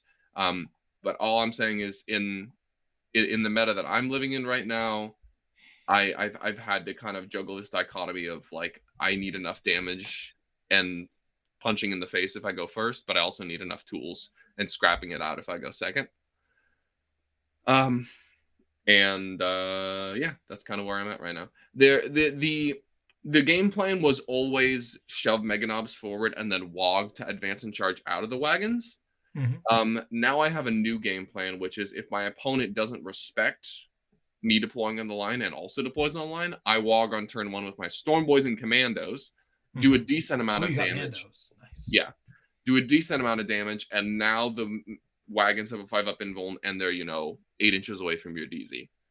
So having both of those like Wah game plans, the Wah is a ridiculously powerful armory ability. Don't get me wrong, but it is one-dimensional. Like if you time it if you Wog at the wrong point in time, or your opponent like move blocks and counterplays your Wog and mitigates its effect, it's an army ability that just gets entirely tossed in the trash because it only lasts for 1 or 2 turns of the games. Most of the other army abilities you can call upon at any point in the game. The WOG is just you use it, and then you get 1 turn out of it, and then you're basically done with it. 1 or 2 turns out of it, and then you're basically done with it. So having multiple plans for when to WOG is really good. Very nice. If that makes any sense. So what about Chaos Knights led you in this direction of the reach out and touch? Like I don't really see the connection there. Usually my opponents can just stand out in the open, move their units around wherever they want to, because I have no guns and my army isn't super fast when I'm playing orcs. But if you just stand out in the open against chain cannons, you're gonna get killed. I wanted kind of the same thing. Orcs don't have a good shooting unit, just flat out, other than like buggies and tank busters, bro. Imagine me taking buggies, like cringe. I know I played rocket trucks a couple months back, but let's just ignore that. Yeah, for a long time and then illegally. What do you mean illegally? I posted the wrong list for like 1 tournament. It was an RTT, no big deal. Oh shit, what was I saying? How Storm Boys are pseudo shooting. Orcs don't have a good shooting unit, so Storm Boys basically fill that role of, you can't wander around wherever you want to. You can't just basically move your models around wherever you want to. You actually have to think about where my counterpunch could be. And without Storm Boys, the orc counterpunch is very well defined. It just moves forward 10 or 8 and then tries to charge you. Gotcha. Okay. That makes a lot of sense. Like, it felt so powerful when I was walking around all these war dogs and Ryan was like cowering behind his buildings and I was like shooting him at angles and he's like, good angles. And I was like, oh my God, this is what it feels like. Like, I want more things like that where my opponent says, all I have to do is move block your wagons, right? And I'm like, okay, well, I'm going to get out 3 and move 18 with a fly unit. So your move block isn't going to work. There's nothing that I hate more than 4 Kroot Hounds blocking 2 battle wagons. Like, miss me with that shit. Makes sense, for sure. No, I totally get that. I had a similar experience when I brought Tau to that tournament a while back, and I was like, wait a sec. You're afraid of my guns? Yeah. Guns are for chumps. Don't be ridiculous. Yeah. But I maintain that philosophy. I think that in a similar sense, the thing that I am trying to take out of this team's experience is very similar, actually, is the ability to threaten people, right? Very similar to you. The way that I play the game is very solitaire. It's very, I'm going to do my thing, right? Like, you can try to stop me from doing my thing. You can try to do your thing better than I do my thing, but like, we're both kind of doing our thing here. I'm not planning on tabling you, which is very different from I'm not planning on shooting you, but like, I don't know. There was something very refreshing about my opponent being like, oh my God, what am I going to do about this? And giving them problems to solve instead of just being the one solving the problems. I think that's probably the better way to describe the dichotomy, has been like, I play a very reactive game. I play a very, my favorite thing is like, you give me a list of things. I'm like, oh man, I got to deal with 8 different things right now. We'll send this unit there. They'll shoot there. They'll charge there. They'll overrun there for a move block. And then this unit will come in from reserves, and they're going to steal the objective. That objective I'm going to have to get off with a little bit of psychic, and then I'll double move back. And it's like, oh man, like that is so much fun to me. On the last episode, did you listen to did you catch the latest episode of BIFPOD, the OG? Pieces of it. Yeah, on that episode, Chuck described a play style that Mitch then described as the Bortel, which he described as, you set up a Rube Goldberg machine full of nonsense, and maybe it works and maybe it doesn't, but the fact that it did the thing is what you're playing for. And I felt incredibly seen. Particularly because they were talking about that not in the context of like how to try to win, but in terms of like what about the game you enjoy. Right. And that is the thing that I find fun, is the, oh, look at it, it's all doing the stuff, right? Like I just set up this whole thing and then watch it burn. Like that look in your opponent's eyes when they realize what you're doing and they're like, oh no. Oh, it's all coming crashing down. You're like, yes. But as a result of that, either A, my opponent can sometimes set up problems that I cannot solve, or B, they can just whomp me and say, no tools for you. You don't get to solve problems anymore. So I am trying to figure out what it looks like to be able to do a little bit of both. And I think that's where this Behemoth Forces list is hopefully going to bring me. that I have enough janky nonsense to be like, ha ha ha ha, I can solve all your stuff and do wacky nonsense and score my points, but also you got to respect my stuff, and you're gonna have to put resources into it as well, so you can't go play your game, because solitaire NIDS is just not an option anymore. It's just not. So we're gonna try to figure out some sort of middle ground there. Yeah, I'm kind of the opposite, where I really like, I don't like solving problems. I don't like having to stretch my brain to figure things out. I just want to go, boom, all right. Take care of all of this shit that I just poured into your deployment zone. And some of my favorite games are ones where my opponent's like, oh God, like, if we took this slow and did a trading thing, or if you respected my guns, I would have a solid game plan here. And I'm like, well, I just completely demolished your army, and now you have to come kill my stuff. And they just absolutely shit the bed. Like that is my jam. And conversely, it's very challenging. My opponent like dictates the tempo of the game, and I'm like, crap. Now I have to like reach deep into my bag of tricks to try to figure this out, and I'm not a very tricksy person. So Lucas's bags of tricks might have a hole in it. Yeah, they have all fallen out. All the tricks are gone. So yeah, we are definitely on opposite ends of the spectrum there, and I'm trying to learn different ways to come across the aisle, as it were. I think we can both agree that the best way to play 40k is to have an army that can do both of these things. Yeah, for sure. Yeah, so I'm looking forward to, over the next couple of months and whatnot, trying to figure out how to build armies that do both of those things. And I think that this packet is exactly the packet to do that in, because you have to be able to do both to win tournaments in Nephilim. Yes, I agree. There are absolutely stat checky lists that are going to win tournaments, but that is a question of matchups and dice, and I am not interested in betting any tournaments on that level of matchups. My guess is there's going to be an unfortunate couple of bullshit matchups that are just like, my opponent has such a secondary advantage that all of the onus is on me to make something happen. I do feel like players that play more aggressively and force their opponent to answer questions are going to be better set up to win those games, as opposed to people that like sitting back and playing this like slower trading style that's very patient, because it's going to be all in those matchups. It's all about killing your opponent as fast as possible into something like Necrons, where basically no one has a scoring advantage against them other than like maybe Sisters or something like that. You have to go and kill their army as fast as humanly possible. Our aggressive armies, stat checky armies that have good data sheets are good armies to do that with. Definitely. Yeah, my hypothesis is that the number of armies that can do that into something like Necrons is a lot larger than it may seem on the surface. I agree. Necrons are still ancient data sheets. Yeah. Like, their defense is horrible. Yeah, and I think when we talk about particularly like Necrons, I think are going to be some place of elves where it's like, if you want to win, deploy on the line. And like, we don't mean when we say that play an army that can deploy on the line. We mean deploy on the line. Necrons cannot take a punch. They can't. And being able to muster all of your forces all at once in one place, regardless of how efficient those forces might actually be on their own, I think is going to be a skill set that I look forward to crafting to be able to do that in certain situations. And I also think, like, on kind of a different level here, I think that it's going to be important for us, if we're going to establish the kind of tournament dominance that we want to be able to switch into different gears specifically for the local meta.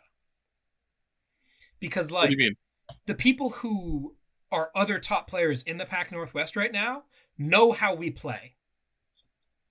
Right. Like, our entire hand is fully shown to them, and they're now walking in able to solve that problem.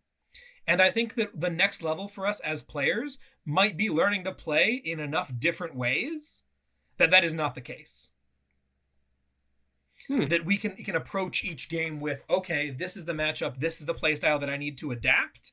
It may not be necessarily what I would, it's not my comfort zone, it's not my personal little home base. I'm not going to get to play all the way back, but okay, in this one I need to play all the way forward, or in this one I need to play a little bit mid, or, stuff like that, such that we're not fully telegraphed to other similarly skilled players how we're going to interact with the game.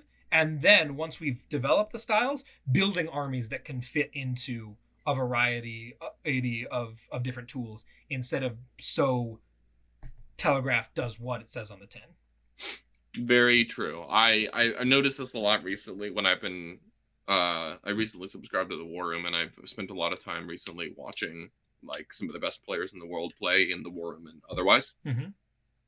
And whenever I watch like a fight phase happen, I'm like, these are all things that I understand. I understand piling and consolidation tricks. I understand objective yoinking. I understand using units in combat to move block rather than doing damage.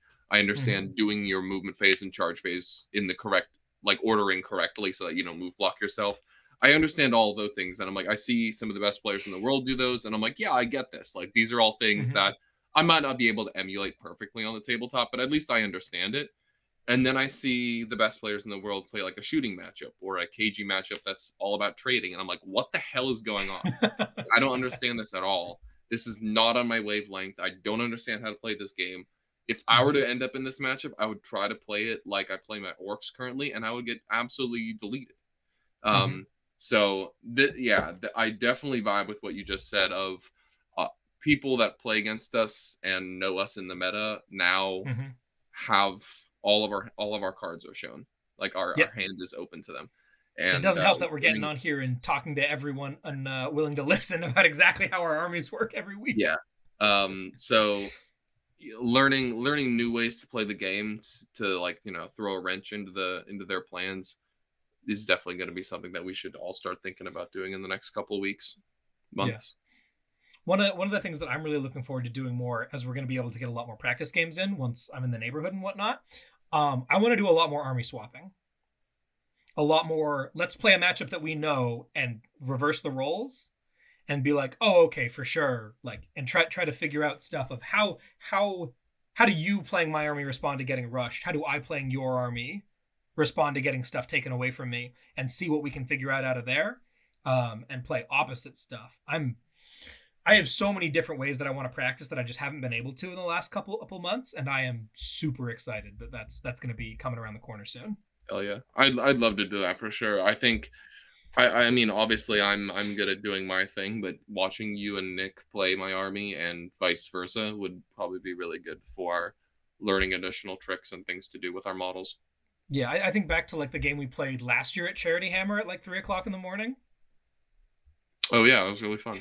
Yeah, where like I'm stringing out all my boy units to get them in aura range and try to touch objectives, and you're like everything is in a cluster and then moved all forwards at once, and we're like, what? I remember that game being tight as hell. I don't remember who won. Do you remember who won? I think you won. You think I got that because the orcs is the best? That's true. Yeah, that was exactly. So I look forward to doing more of that, some more crazy practice stuff. Very exciting if you're a listener of the pod. I don't know if I'm supposed to say this or not, but I'm going to say it anyway. There will be bit reps coming out of TNG somewhat soon. That is a project that we are working on. So some of these wacky practice games will definitely end up on YouTube with commentary. So get ready to see a little bit more of that going on. It's going to be a lot of fun. Very cool. Yep. Awesome. I think that's about all I've got to say on this topic. Anything else you want to cover before we wrap things up here? Not really. I had a good time. This is definitely things I've been thinking about recently as I've, you know, whenever I lose tournament games, I get super introspective. Like, what could I have done better? What's, you know, was that just a matchup issue? Was that their army's unbalanced issue? Or is there actually like real lessons to glean from that? And I've been trying to actually take more real lessons instead of just making excuses about why I lose games. Sure. So yeah, definitely vibe with everything you've been saying and down to try to swap armies and learn new ways to play the game.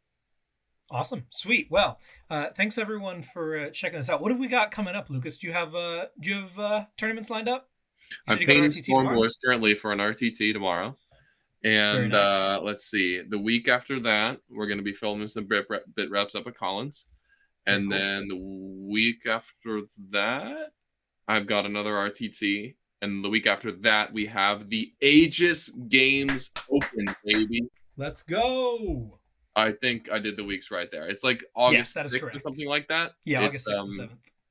I forget I don't know if it's being marketed as I think it's probably going to be a GT up in Aegis Games in Bellingham, Washington. If you're anywhere near the Northwest, get your ass to Bellingham that weekend. Come get beat up by the orcs because we're the best. Yeah, in all seriousness, they just had like a shakeup of management that was a little bit tumultuous. So we want to do our best to support the guys there because they're all really cool. And I know I definitely can't wait to get up there and play some games. Yeah, for those who's in the know, our boy Noah Obedome, who we've talked about on the show a lot, phenomenal human being, and the Steger brothers, they're brothers, right? I think so, Are have now fully taken over that store. There is no one else that they are reporting to anymore. They bought the place out. They're rebranding it. It's going to be an incredible shop run by some. I mean, it was already being staffed by some incredible people, but now it's also being run by some incredible people, and they are in definite need of some big support right now. So yeah, if you are anywhere near the state of Washington, I would highly recommend showing up and supporting. It's going to be a great event run by great people at a great little shop. Go Eagles. Nice.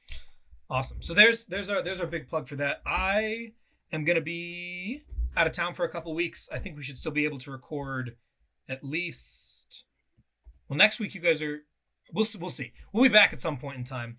But if you're not willing to wait, you can definitely come in and chat with us. Keep the conversation going. Head over to patreon.com/bestinfaction where you can jump into the Patreon unsubscribers Discord. Come chat with us there.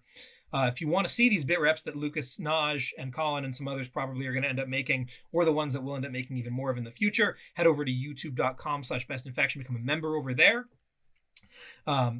Get access to all of that content. Part 2s of the new season of Chasing the Narrative, which is coming up. It's got Billy on it. It's got it's got Alex McDougall on it. It's going to be McDougall's a really cool guy. You're not going to want to miss that one.